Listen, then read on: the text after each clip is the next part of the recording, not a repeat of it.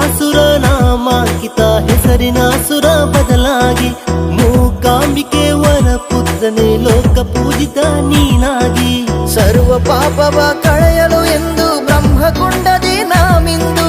ಸಂಕ್ರಾಂತಿಯ ಹಬ್ಬವ ನೋಡಲು ಮಾರಣಗಟ್ಟೆಯ ಸ್ವರಬಿಂದು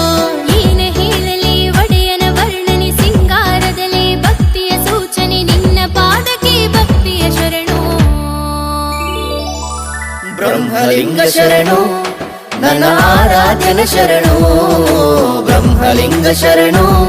ನನ್ನ ಆರಾಧ್ಯನ ಶರಣು